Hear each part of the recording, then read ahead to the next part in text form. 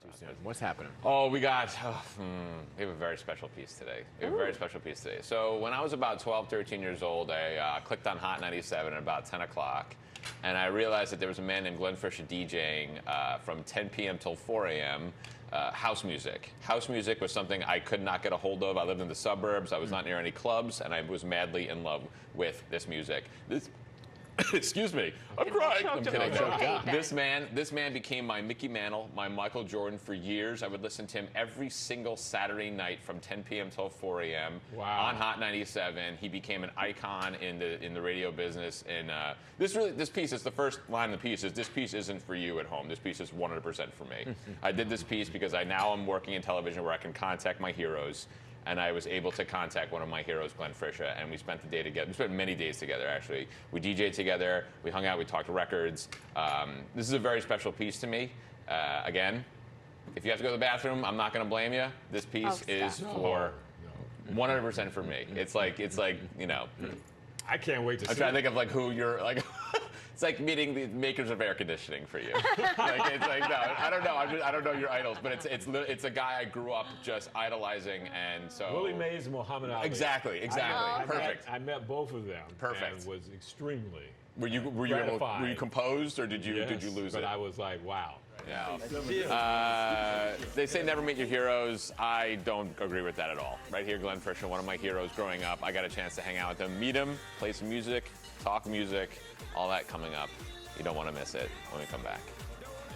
9:26 right now, everybody, and let's talk about this. You're very excited about this story. Yes. We're all ears for it. I started DJing at 13 years old, and there was one person in my life that was the biggest inspiration, a man on the radio named Glenn Friscia, and he was everything to me, and I finally got a chance to meet him, so enjoy. I do a lot of these pieces for you, but this one is for me. It's the New York I remember, the one I cherish. It was electric. Bass pumping all night, break of dawn type of stuff. It was the mid-90s, and house music was everywhere.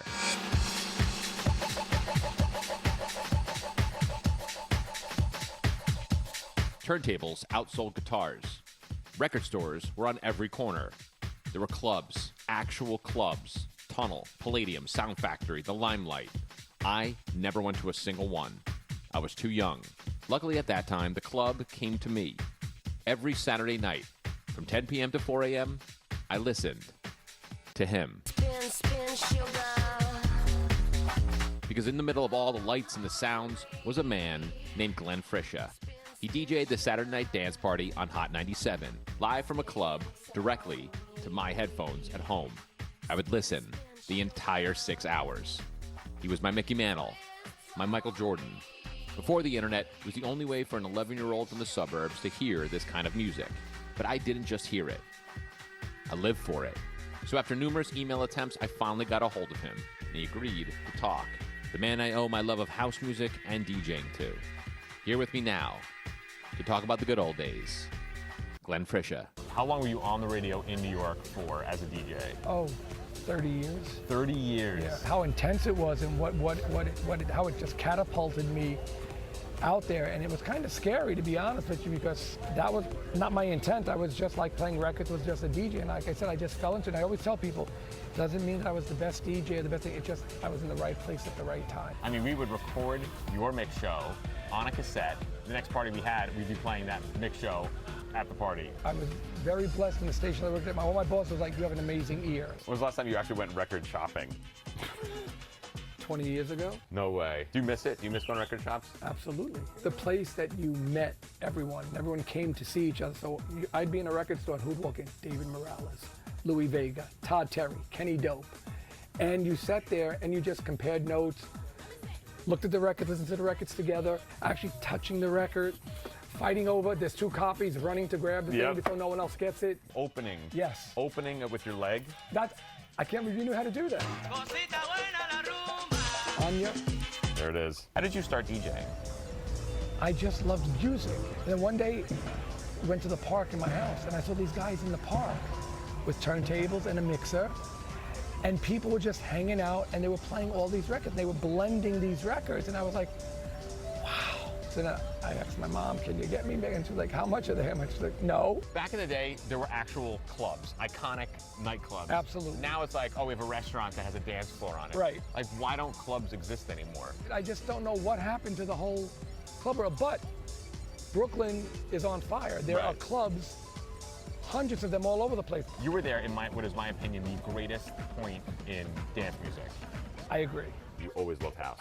Well, yeah, that's my first love, but I played it all. Boricua Anthem was the anthem. That was, like, to this day, I'm going to explain to you, if I drop that record with the right credit, Nuts. they lose their mind. We called it the pee-pee song. You know why? Yeah, because it's so long, you go to the bathroom. Exactly. Who have you done remixes for? Oh, Just rattle them off. Mariah, Justin Timberlake, Britney Spears, Kelly Clarkson, Jordan Sparks, Lionel Richie. How about like known artists? And you did Judy Torres, There's No Reason to Cry. Yeah. I feel like your signature sound was that. I've probably done, I don't know how many records, I couldn't even tell you, Yeah. but that's the one I love that record. that people always come up to me about. On the radio, Saturday nights, DJing at a club, that will never happen again Absolutely the way it not. happened back then. I wish, Yeah. you know, but no. But unfortunately, all the clubs we spoke of before are no longer. The Tunnel is an office building, Limelight a shopping center, and the Palladium is an NYU dorm. Just to think that all these students are sleeping and working and doing here, this was the epicenter of club They culture. only knew, So how old were you when you started DJing and I playing? was in my 20s, I would say late 20s. So I was talking about how I was a suburban kid who used to listen to you live from Palladium. And one day it's like 11:30 and my dad comes out and he sees me on the couch listening to you and he goes, get up. He gets me in the car. I was like 12. He drives me here, parks right there. I get out of the car and I put my hand on the wall and I put my ear up to it and I was able to finally hear you live because I was only 12. I couldn't get into the club. It was like seeing the Yankees for the first time. Full circle right there. You know, it was, Different time. yeah, something that I've never and will never ever see again. I don't want to sound corny, say magical, but it was. If it was up to you to snap your fingers and bring that whole culture back like this, Immediately. you would. Immediately.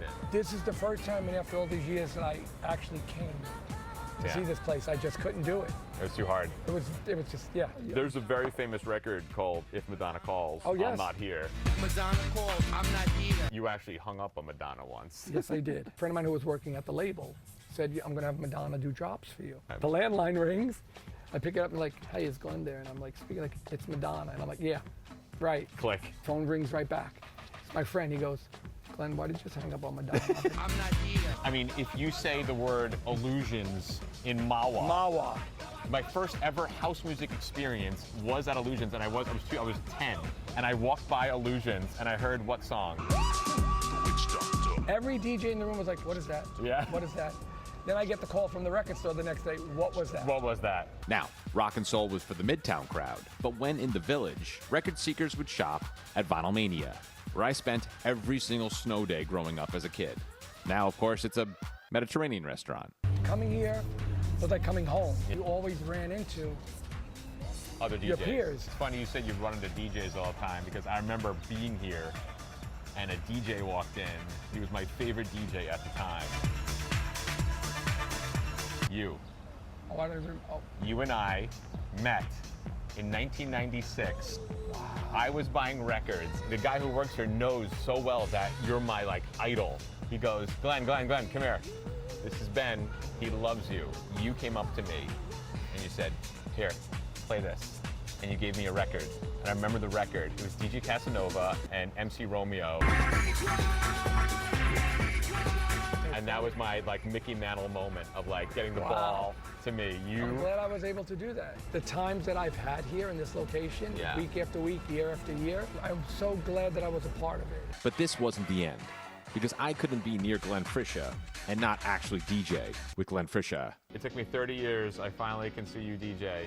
This is the moment right here. I almost didn't put this in the folder. You know what? It was a thing. You felt it. That I You knew swear- it. You knew it. Yes!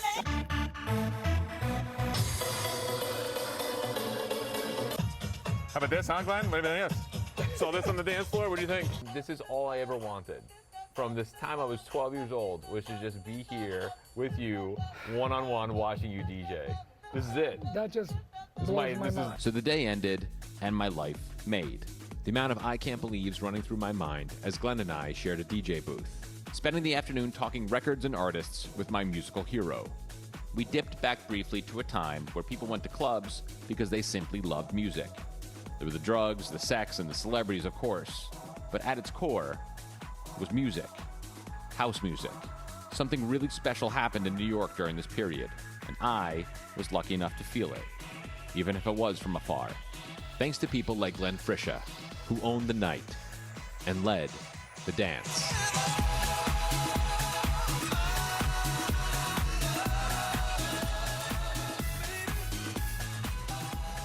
That's him? That was him, yeah. Overalls, love it. Glenn Friscia right there. And it's an Emerald City reunion party happening. He was used to DJ at Emerald City constantly at the Copacabana happening August 18th. Live performances from Raza and Xavier Gold. He'll be playing all the music you love. He's a big freestyle guy, too. So if you love freestyle, this is going to be your party as well. So old school house music and freestyle. Glenn Friscia at Emerald City Reunion at the Copa on August 18th. So be sure to check that out. And that, my friends, was Glenn Friscia. There you go. Did you cry? Is Glenn Friscia. What? Did you cry? No, I did not cry. I almost cried. No, I didn't cry. I didn't cry. I was just so. I was in like this like cool state of like just this is awesome. Like Yeah. it was just amazing. You know, I mean, I said it every single Saturday night. I would be there. I would go to the record store the next day, and they'd know, like, give him all the Glenn Friscia records, give him everything Glenn Friscia played, and he knows exactly that was my guy. We would play him at parties. My friends would be like, "Yo, you hear Glenn Friscia play last night? Oh my God, that was crazy!" And midnight was always the time that was the record of records. That night was the midnight record. So we'd wait, and I'd go all night long. My dad would be passed out on the couch, and I'd be having my headphones on, just listening. Yeah, to but he Glenn knew what was Friscia. going on because he took you.